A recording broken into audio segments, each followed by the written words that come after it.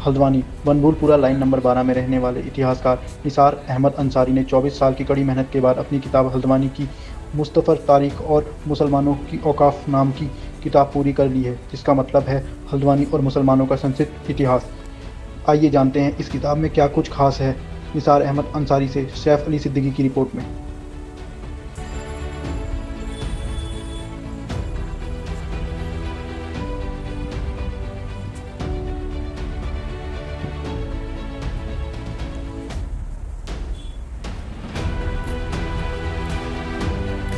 आपका स्वागत है नैनीताल लाइव में। मैं सैफ अली सिद्दीकी। आज आपको हम ऐसी शख्सियत से मिलवाएंगे जिन्होंने हल्द्वानी की तारीख़ पर और मुस्लिमों के औकाफ पर किताब लिखी है। और क्या बोलते हैं, उन्होंने जो है हल्द्वानी में रहते हुए क्या बोलते हैं काफ़ी जो है उन्होंने मेहनत की है। ये बताते हैं कि मुझे 24 साल इस पुस्तक को लिखने में जो है लगे हैं। तो मैं निसार अहमद अंसारी से आप पूछूंगा इस बारे में। तो निसार भाई, आप ही बताइए, आपने हल्द्वानी की तारीख़ में जो क्या बोलते हैं ये आपने पुस्तक लिखी है और क्या बोलते हैं किस किस तरीके से आपने ये पुस्तक लिखी है, आपकी क्या इसमें क्या बोलते हो रही है मंशा, आप हमारे दर्शकों को बताएं। मेरी मंशा इसके अंदर सबसे पहले तो ये थी कि हल्द्वानी में कोई ऐसी किताब दस्तयाब नहीं थी जिससे कि हल्द्वानी के पुरानी तारीख़ का हवाला मिल सके। ना ऐसी किताब थी जिसमें कि यहाँ के धार्मिक स्थलों, ख़ासकर मुसलमानों में मुस्लिम औकाफ का हवाला हो सके।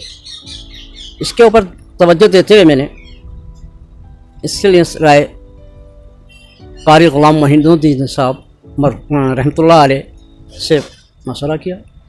मेरे दादा अमजद वली मोहम्मद अंसारी से अपने किया और मेरे उस्ताद ओम प्रकाश आर्या से मैंने इसमें मदद की। इनकी सहयोग से, इनकी मदद से मैंने इस किताब को लिखने का सोचा और ये किताब मैंने 24 साल में किया, जिसमें कि मुझे इस किताब को पढ़ने में लगभग 124 और 25 किताबों का अध्ययन करना पड़ा, यानी मुताला करना पड़ा। उसके बाद मैंने इस किताब को तहरीर किया। किताब को लोगों ने कहा कि ये हल्द्वानी 1834 में बसी है।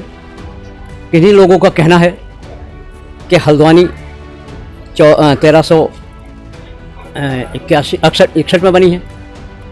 मगर मेरा जो अध्ययन और मेरी जो तहकीक थी, मेरा जो रिसर्च थी, उस रिसर्च के मुताबिक ये साबित होता है कि यहाँ पर 805 में भी आबादी थी, क्योंकि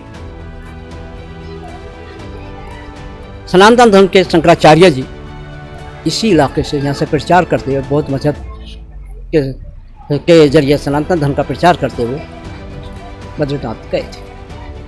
यही नहीं, दूसरा इसका यह है कि चीनी यात्री हांग सांग भी जब सेनापानी से चला तो इसी रास्ते से होते हुए या मंड होते हुए वो काशीपुर यानी गोविशाण पहुंचा था। इसी एवज में मोहम्मद बिन कासिम जो मुस्लिम एक जंगजू थे, मुजाहिद थे, उन्होंने जब यहाँ पर हमला किया था तो उन्हीं के एक मुबल्लिग सैयद कमालुद्दीन साहब इस्लाम का प्रचार करते हुए यहाँ पहुँचे थे और यहाँ पर उन्होंने कालाडंग रोड पर अपना इबादत की थी और यहाँ से होते हुए वो रानीखेत जाकर मदफून हो गए थे। मैं आप ये पूछना चाहूँगा कि इसकी विशेषता क्या है? इस बुक जो आपने लिखी है, इतना समय आपने इसमें लगाया है, तो इसकी विशेषता क्या है? इसकी विशेषता में सबसे पहले ये है कि यहाँ पर कोई किताबें, मैंने पहले बताया फिर अब बता रहा हूँ, यहाँ कोई किताब ऐसी नहीं थी जिसमें कि वो इतिहास के वो आ जाएं जिससे कि हमारे नई पीढ़ी के ज्ञान में हो। जैसे कि किताबों में तो लिखा है, पुरानी कभी किताबों में, दूसरी किताबों में तारीख़ क्या नाम है अवध में, तारीख़ रोहलखंड में, तारीख़ इसमें सब कुछ लिखा कि क्या क्या क्या क्या हुआ। तारीख़ हल्द्वानी के में ये जो जंग आज़ादी हुई थी उसमें 114 पठानों ने शहादत हासिल की थी, वो किसी ने नहीं लिखा। तो मेरे ऐसी छुपी चीज़ें जो कि आवाम के सामने नहीं आई, उनको उजागर करने का मेरी कोशिश रही है। किसी सूरत से ये उजागर हो और आवाम इससे फैज़याब हासिल हो, यानी वो इस बात को समझ सके कि हाँ, हमारी हल्द्वानी में जंग आज़ादी में भी कुछ हुआ था,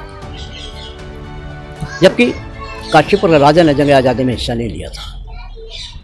रामपुर के नवाब ने जंग आज़ादी में हिस्सा नहीं लिया था और उसने अंग्रेज़ों को नैनीताल पहुँचाने में मदद की थी और काशीपुर राजा ने भी मदद की थी।